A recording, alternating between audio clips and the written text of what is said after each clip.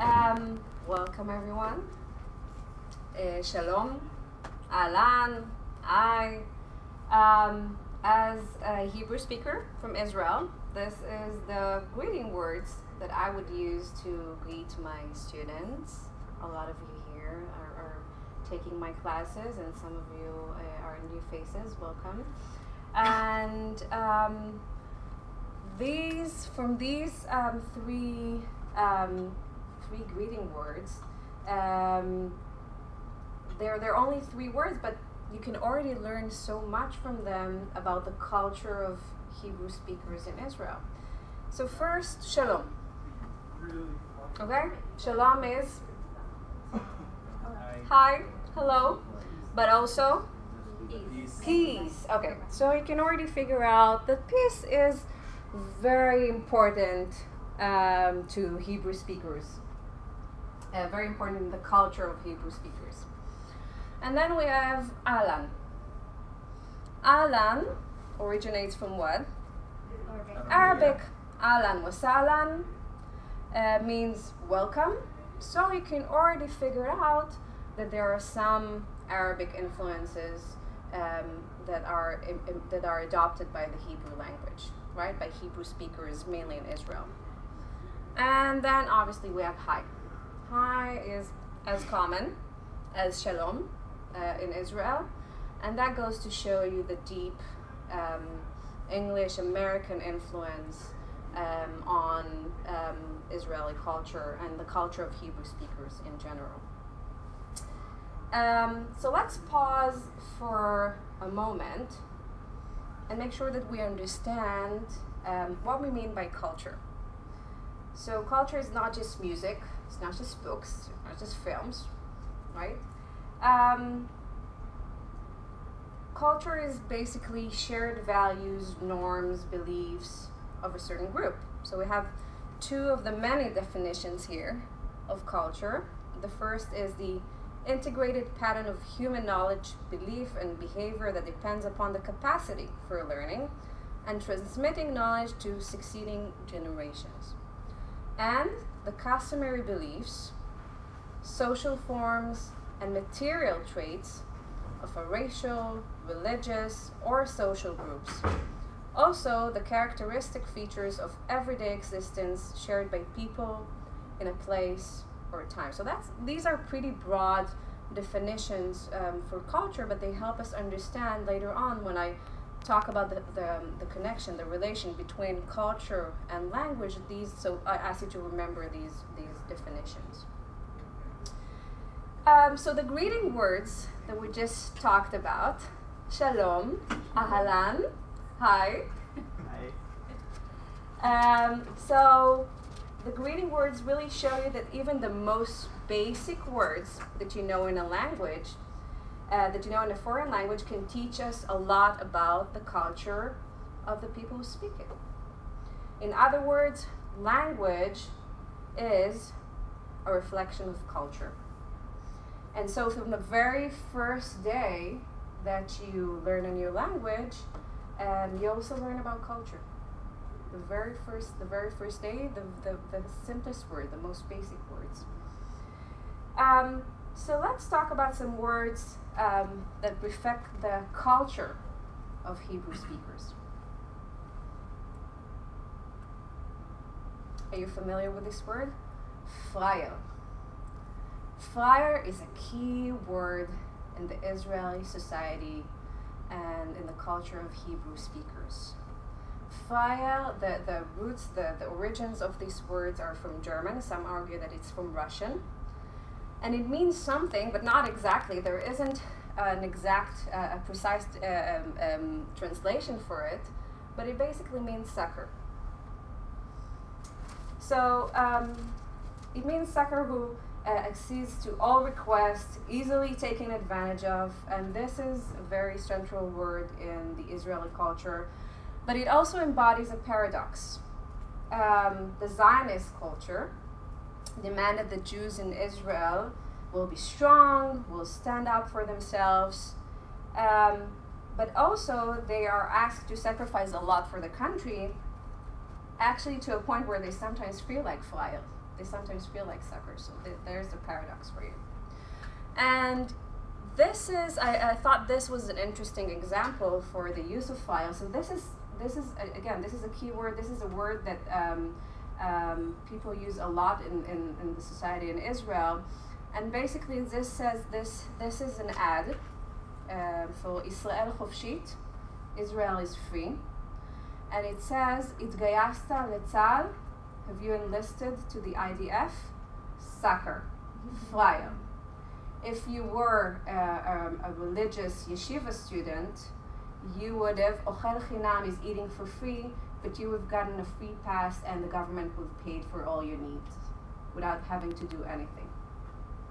So obviously this plays to the feeling of people in Israel, especially young people in Israel, that do not want to feel like flyers. They don't want to feel like suckers. So that really plays into this sentiment, into this feeling. So this is fire. Another central word, firgun. Firgun from the Yiddish word vergenen. My Yiddish is not perfect, not even close. So it means to root for someone, to be supportive with no ulterior motive. So this word really shows you this approach, this state of mind is very important in the culture of Hebrew speakers. It's so important that they have a special word for it. I think it's pretty nice. It's beautiful, right? And here I thought about what's the best picture to describe a true firgun, right? This is from the recent Grammys award. Adele and Beyonce in a true moment of firgun. Okay, another word, titchadesh, or titchadshi. So the literal translation will be be renewed. It actually means enjoy your new outfit, your new haircut, your new car. And what's interesting about this word, what's nice about this term is that really it allows the speaker to avoid any judgment about the new haircut, about the new outfit. And even if your best friend just bought this new wedding gown and you want to show that you're very enthusiastic, you can simply say titchadshi. So this is, what can you say? Titchadshi. And this is actually, people say it without a drop of cynicism.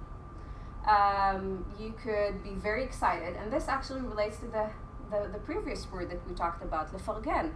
So you can lefargen, you can root for someone, you can be very encouraging, even if you think that this is perhaps not, I don't know, the most amazing wedding gown that you've ever seen, but you can definitely say titchadshi. This is, enjoy it, okay? And people say it a lot in Israel.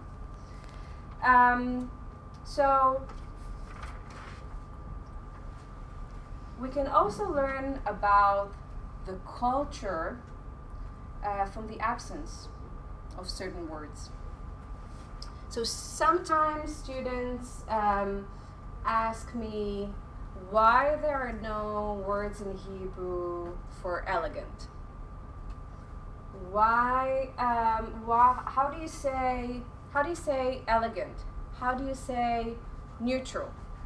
How do you say liberal in Hebrew? And then they laugh when I tell them, okay, let me think. Elegant, eleganti. Liberal, liberali. Neutral, neutrali. So what does it mean that we don't have these words or a good translation for them in Hebrew? Perhaps if we take the example of elegant, anyone that was in Israel and saw the inflation of Croc sandals and Shora sandals know that it's quite possible that elegant is not the top of the mind for Hebrew speakers in Israel. So the absence of these words really tells you something about the need or the lack of need for this specific word in this culture.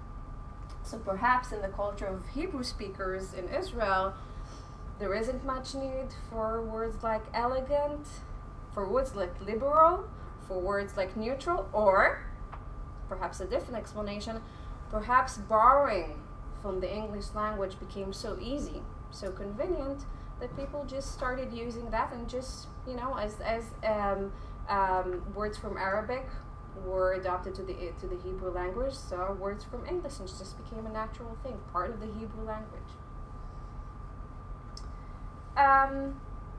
But language does not only reflect culture.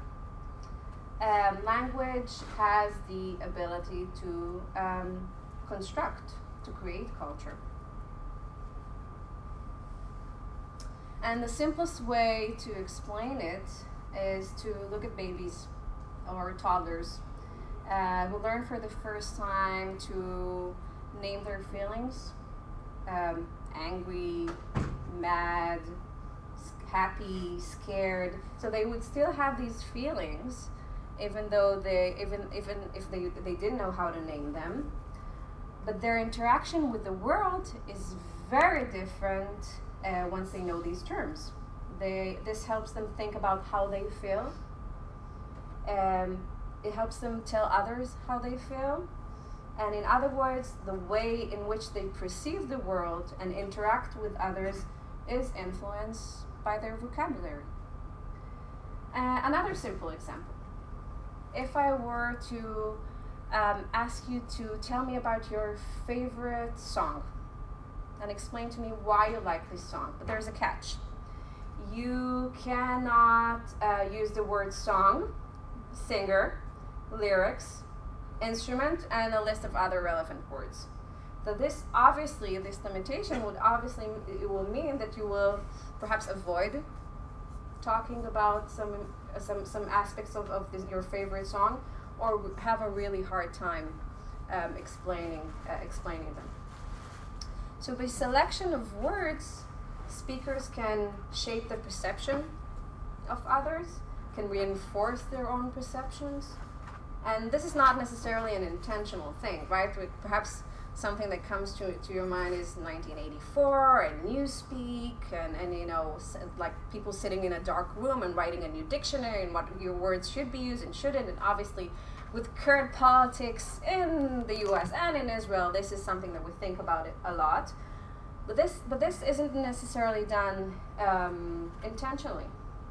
But even unintentionally, we can create and inform and enforce norms, values, and approaches.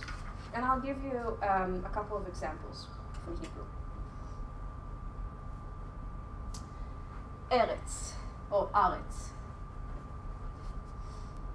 So Israelis, when they're abroad, when they're going home, they would not say, I'm going to Israel, I'm flying to Israel, or I'm flying home. They would say, I'm flying, ani tas la'aretz. So what is ha'aretz? Ha'aretz, the translation is land, the land of Israel. So when I'm flying to Israel, when Israelis use this term, we use it to describe where we live, where our family lives. For Israelis, there is really a difference between saying Israel and Aretz. When Israelis think about Israel, they think about the government, institutions of the government. When they think about Haaretz, the land, they think about the geographic, physical location. They think about where they live, their parents live, where their friends live. So this really reinforces their commitment to the land. So by using it again and again, it doesn't matter what your political opinions are. It doesn't matter if you're very leftist or you believe in the an Eretz Yisrael Shnema, the idea of, you know, having a Eretz Yisrael, the land of Israel, from Jordan until whatever. There are so many different notions about where is Eretz Yisrael. It doesn't matter. People use it. This is a key term for Israelis, haaretz. And by using it again and again and again, it really reinforced again their commitment to the land, to the physical place. Another okay, I have a short video if we have the ability to. I can't show the video; it'll be too small, but I can do the sound. Okay, so hang on.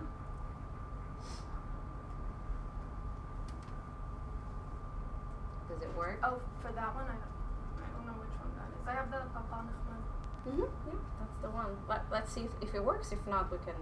So this is a very popular, not the commercial, a very popular TV show for kids. As you can see, this is not recent. This is from late 80s, early 90s. This is when I was a kid. So we have a bunch of kids here singing about my Eretz Yisrael, my land of Israel. So they're singing about, you know, we're building houses in Eretz Yisrael, we're planting trees, we're building bridges. So this is a song that shows you how Israelis from a very young age are connecting to the land of Israel. And this is not necessarily a right-wing thing. This is not, you know, you can be very leftist, you can believe, you know, in the idea of the two-state solution, but still be very much connected to the land, to where you live, your parents live, your family lives. So you see they have this little puzzle, and they keep building the Aretz. And this is what we grew up on. This is what Israeli learn you know, in school, and yeah. So this is just an example that I wanted to show you.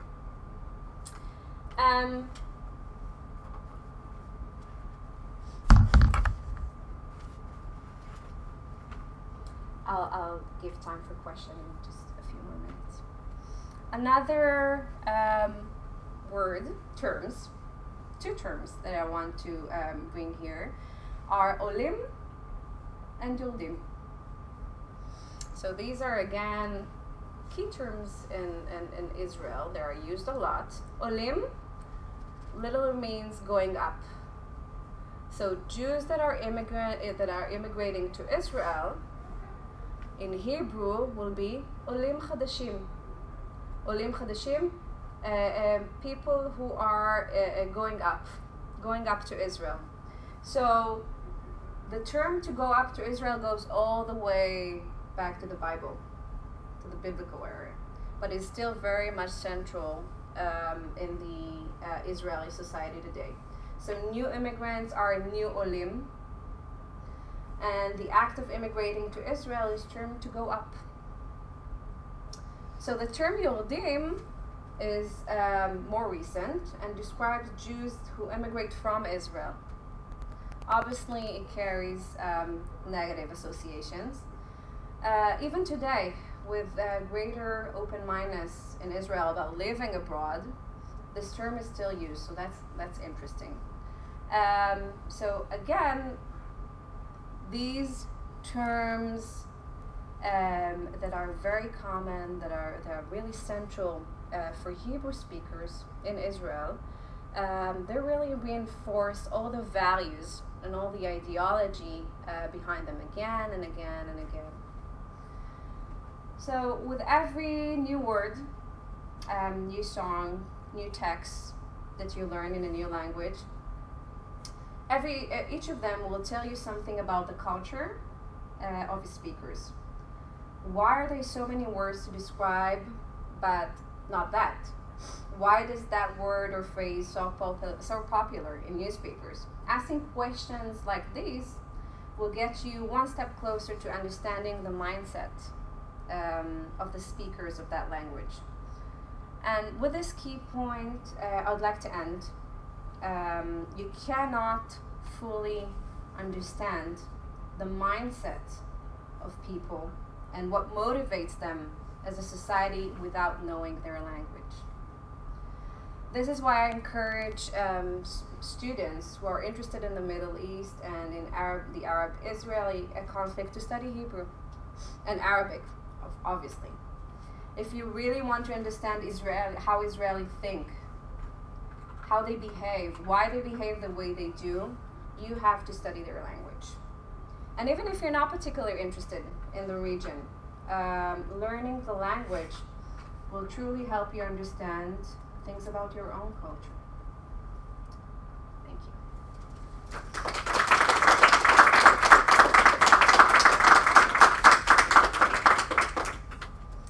And Benjamin, you had a question.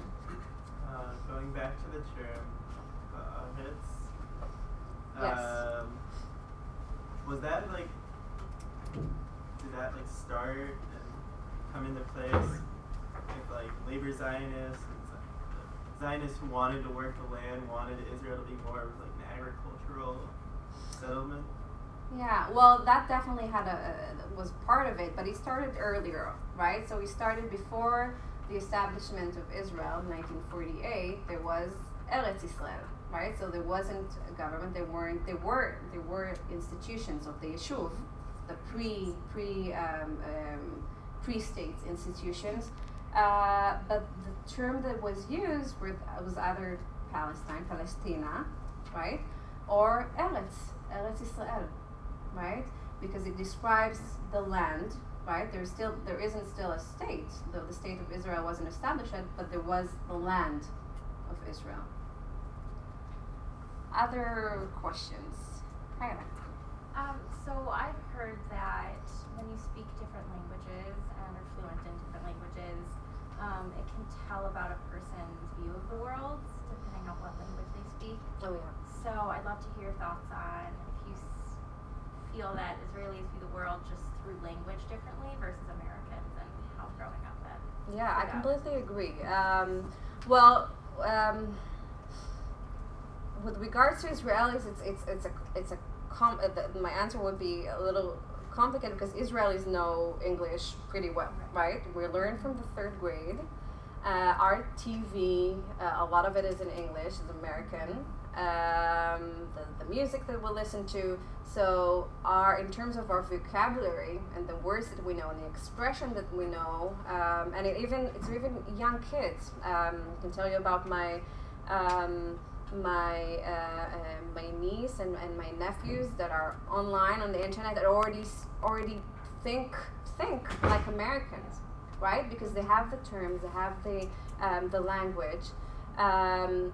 But I think I can tell you personally from my own experience, writing in Hebrew, even writing papers for the university, because I did my BA and my MA in Tel Aviv University, and also I'm studying here at GW, and writing papers in different language also influences the way that I think, because the terms are different, the words are different, right? So yeah, definitely. Mike, you had a question? Yeah, so I mean, the Hebrew that's spoken today is actually quite a new language. I just think that like an intersection between the biblical language and the language that Eliezer ben Yehuda kind of put together. Right. I guess what I want to ask is, like, do you feel that there is a sense of it still being a language that's developing itself, and why we don't necessarily have in Hebrew the terms that we have here in English? Like, how does that influence, Israeli culture as the need comes up? We make a new word for it. Like, so there is the Academia LaLashon, the Academy for the Hebrew language, that is extremely creative and extremely diligent in making up new words every day based on the needs.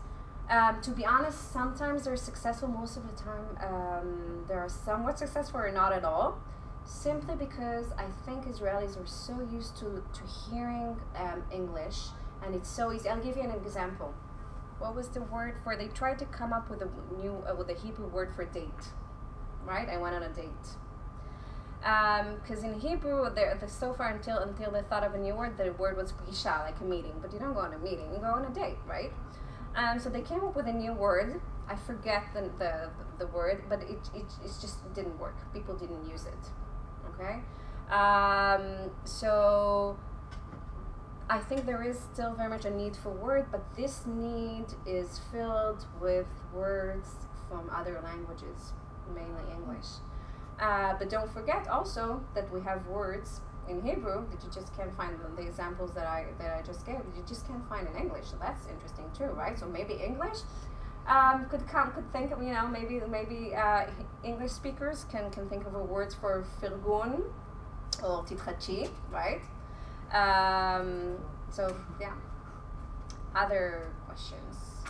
Just to add Yes. to that, the academia, they actually take suggestions, and my cousin sent in like a different word for mammoth because it's mamuta, which is really similar.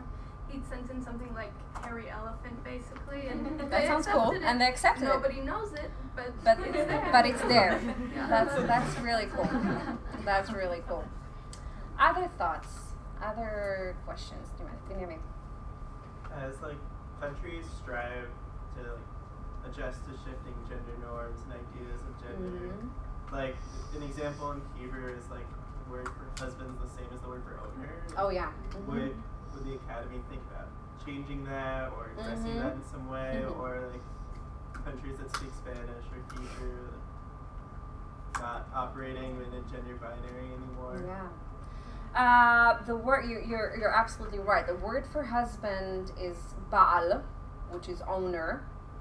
And obviously, and some women actually avoid using this word because of its other meanings. I'm not sure, it's because it's so rooted in the language, I'm not sure that people will give it up so easily. The majority of people I know actually do use it. Women, even women, do use it. My husband, Bali. But there are things I think that are still worth discussing in the Hebrew language. I don't know if you know this, but if all of you were women here in the audience, except for one male student. So in the Hebrew language, I would still refer to all of you as males. And obviously this is not fair, right? So we have very active women such as MK Merav Michaeli, who are very sensitive to this issue and really trying to bring to the attention of people the use of addressing women as in the female form, right? Because if you keep addressing the audience, if you keep addressing people as male, then obviously we will hear less the female voices, right? So that's something that I think is still worth discussing and thinking about in the Hebrew language, among other things. Other thoughts or concerns?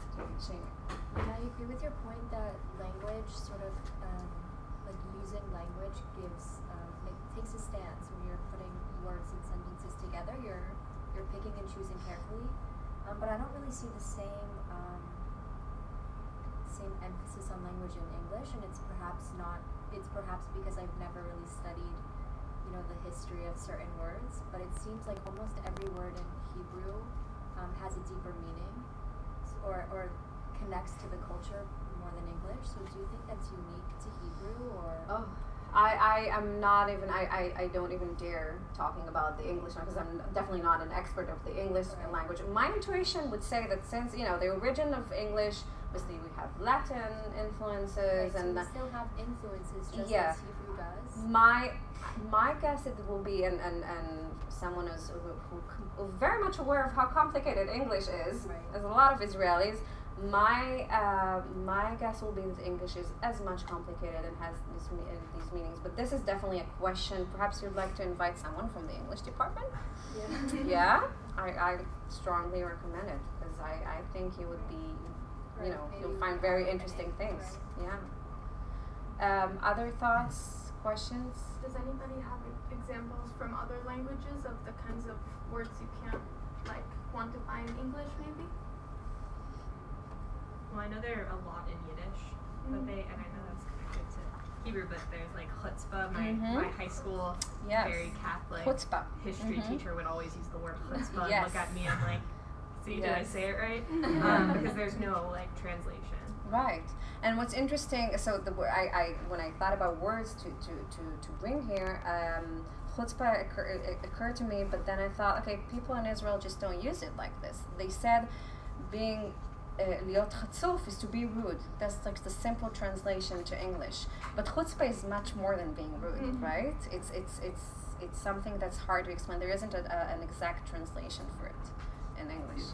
But Angela, you had a question. Yeah, my question was specifically focused on, at the beginning of the presentation you said that, of course, language is inextricably tied with culture, and a lot of words carry culture behind it.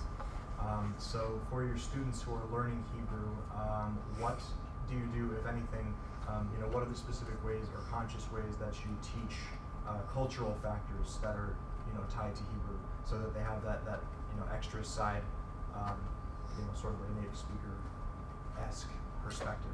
Yeah, I can give you, this is actually an example, not from here, but from I taught one summer in Middlebury, and I like bringing this example because I had to give a talk in Hebrew to an audience of, so some of them did not know Hebrew at all.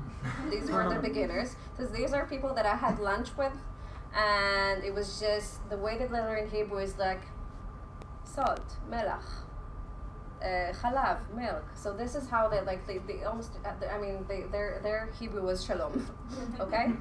And then I had the advanced level, that was the class that I taught, which knew Hebrew to the level of sophistication, kind of what I'm teaching in my advanced class, where they could analyze. We studied theories of communication, theories and of agenda setting, of framing, and we analyzed Israeli newspapers using these theories. So they had a pretty sophisticated level of Hebrew. I said, okay, I want to do something I want to do something that they learn new words, learn something interesting and political, learn about culture. So how do I do that? And then I had an idea.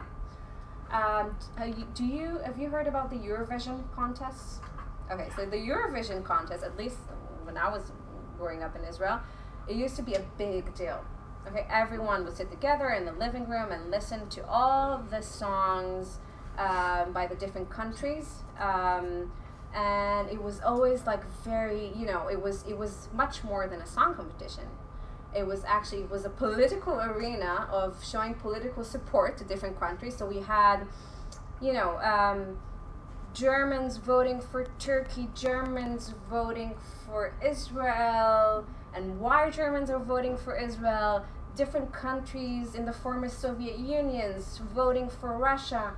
And then I thought, okay, I'll show, and then we have obviously the Israeli songs. And the Israeli songs, we had, one year we had Dana International, who is a transsexual, and she won the Eurovision contest. It was an amazing moment. And we had one year where we had, for the first time, a singer, an Israeli-Palestinian singer, together with an Israeli Jew, and they sang in Hebrew and in Arabic. That was the first time in the Eurovision. So I took all of this, I showed them the songs, and the people who spoke very basic Hebrew heard the songs, heard the words, saw the different countries participating, and the people that were in the higher level could really understand all the the subtleties, the political integrity, intrigue that were that took place in this competition, in the Eurovision competition. But that's just one way to do it. But there are many other ways. Yeah. Carla, just to add a really quick Yeah. thing to that. I remember in class like a week ago or 2 weeks ago, you said there's no word for fair in Hebrew. And I think it was like our class, and then I was watching a TV show in Hebrew, and they said Zelo fair. Zelo fair, exactly. So funny. I mean, it yeah. had a lot of meaning. Right, because fair can be hogan in Hebrew, but it's not exactly. There isn't like a fair is something else. So okay. So yeah. Thank you, Kyle. Other questions or? Okay, so I want to. Oh, sorry. Yeah. I mean, just something. No, please. It's like okay, I was thinking like there are many activities to show the culture and to make the people aware of it. But what about preparing like students who are gonna go to the country and they need to live the culture and they need to know, I mean, how to behave there. Yes. Do you have any role play or any, I don't know, how you manage those kind of situations, or if that happened ever? That's such a good question. You know what, I'm always careful about these things because obviously some students are able to go and some people aren't. But I think what's nice about our textbooks and about our curriculum, we have a lot of text, films, text and short videos about Israel, different cities in Israel, different, for instance, a few weeks ago we talked about a fascinating center in Israel that is all run by deaf and blind people, and we talked about a certain show that they had in the theater. So we just to show you that we're speaking a lot about culture in Israel. We're speaking about cities in Israel, and it's really weaved throughout the textbook and throughout the curriculum. But you know what? But I think your suggestion, I like your suggestion because maybe there is a place, maybe it could make sense to figure out a way, if we know about and I know that a lot of our students are traveling to Israel, figure out a way to maybe do kind of a crash course in Israeli culture in Israel. That actually could be really cool. Thank you for this idea. Okay, so I really want to thank you. And I hope to see, most of you already know, so I hope to see the rest of you. There's 3 announcements. Oh, please. If I can just yeah. come up. Thank you very much again. Another round of applause.